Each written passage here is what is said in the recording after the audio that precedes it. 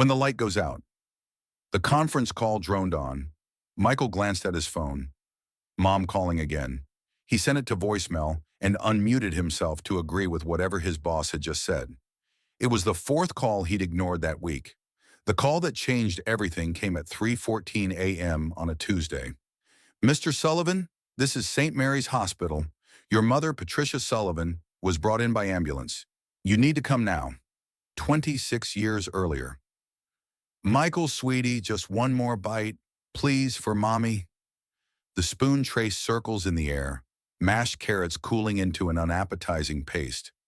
5-year-old Michael kept his lips sealed tight, his attention fixed on the Power Rangers episode flickering across the TV screen. "Baby, you haven't eaten anything all day." Patricia had been crouched beside his chair for 20 minutes. Her own dinner, a hastily made sandwich, sat wrapped in the kitchen, waiting for a moment she'd never quite find. She had to be at her second job, cleaning offices downtown, in an hour. But that didn't matter. Her boy needed to eat. She made the spoon into an airplane, complete with engine sounds. Michael giggled and opened his mouth just wide enough. She smiled with relief, even though her knees ached from kneeling on the linoleum floor. This was motherhood, she told herself. This was what good mothers did. She fed him every bite while her sandwich went stale on the counter. Present day, the ICU smelled like harsh chemicals trying to mask something worse. Michael stood in the doorway, afraid to enter. His mother looked impossibly small in the hospital bed, her face gray against the white pillow. Tubes and wires connected her to machines that beeped steadily, counting down something he didn't want to acknowledge.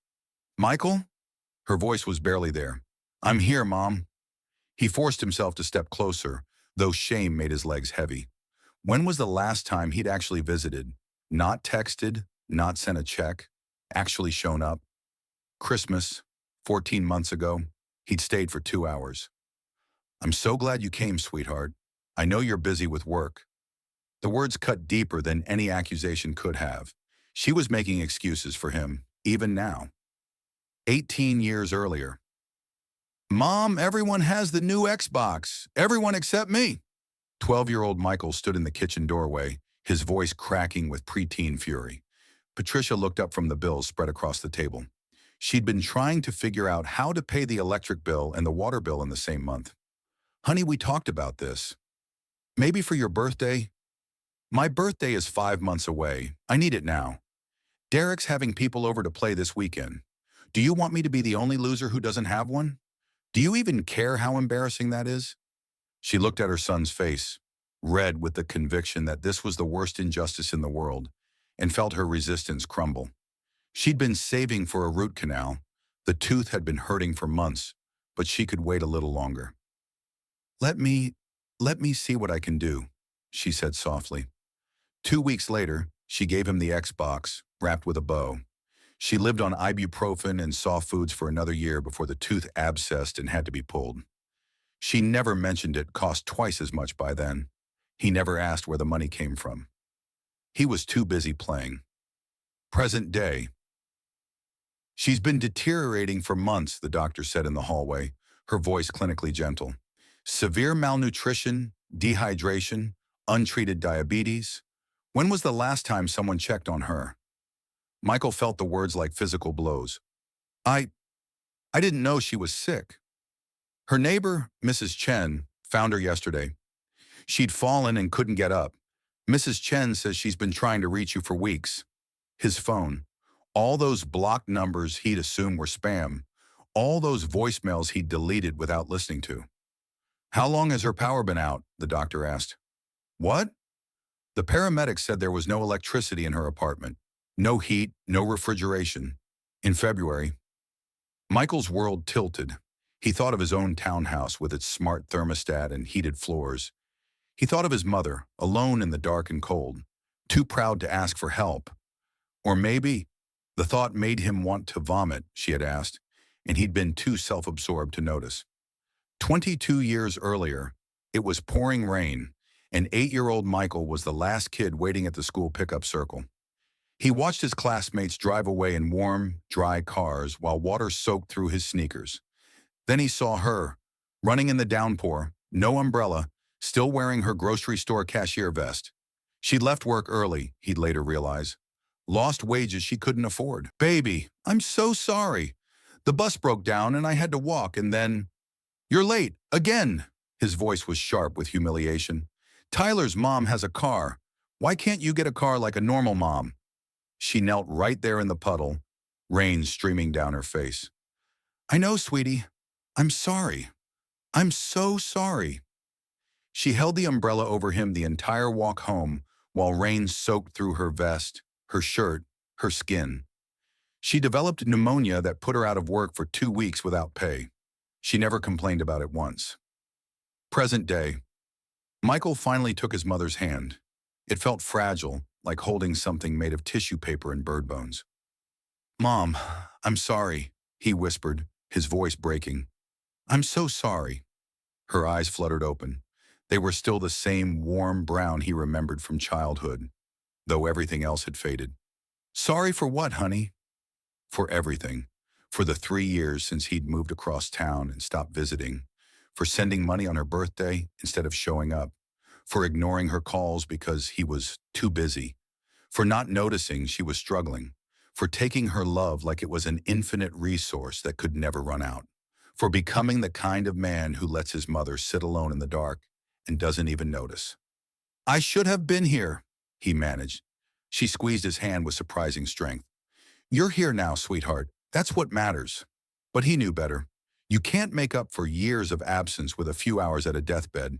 You can't undo neglect with tears and apologies. 5 days later, Michael stood alone in his mother's apartment. The landlord had given him a week to clear it out. He saw it all now with horrible clarity. The refrigerator that had stopped working months ago, filled with spoiled food she couldn't throw away because she kept hoping it would start again. The space heater with the frayed cord she'd been using because the furnace had broken. The cabinet full of prescription bottles, all empty, none refilled. On her nightstand, he found a stack of greeting cards she'd bought but never sent. Birthday cards for him, all signed, all stamped, none mailed. Inside each one, a $20 bill. $20 she couldn't spare, saved for a son who made 6 figures and never called. In her desk drawer, he found a notebook. His hands shook as he opened it.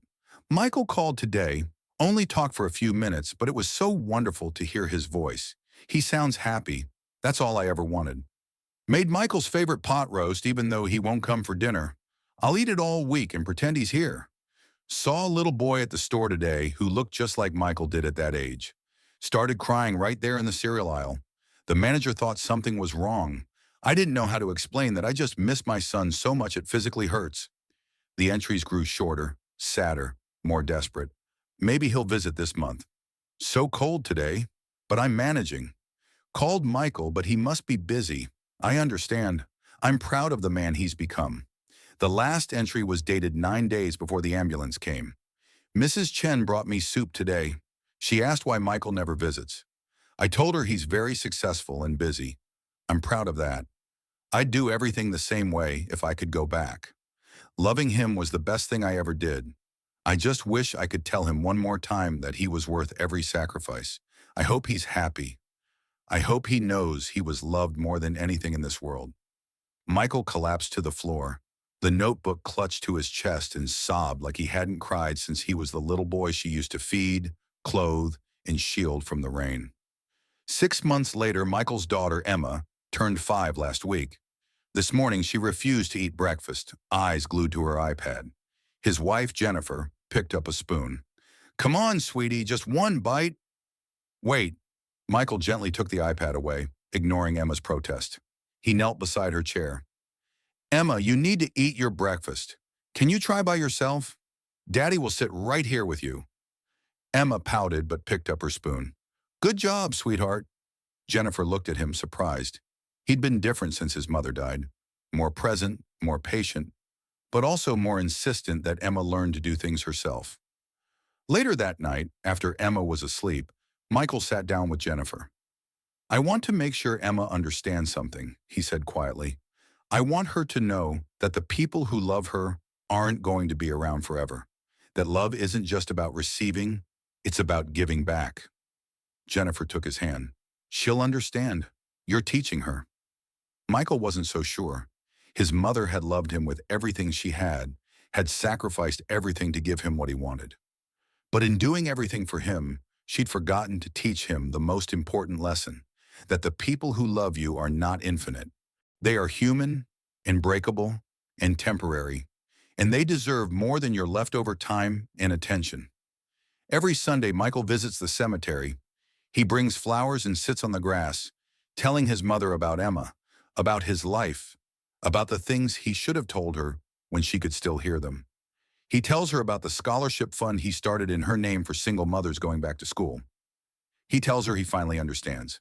He tells her he's sorry, and he's making sure Emma learns what he learned too late, that love is not a one-way street, that the people who sacrifice for you deserve your presence, your attention, your gratitude, while they're still here to receive it. The stone is simple. Patricia Ann Sullivan, beloved mother. 1952 to 2024. He added one line himself, "You were worth it all." He just wishes he'd told her while she was alive. Dear friends, please write your opinions about the story in the comments. If you like the story, please subscribe to the channel, like, and support us. See you next time.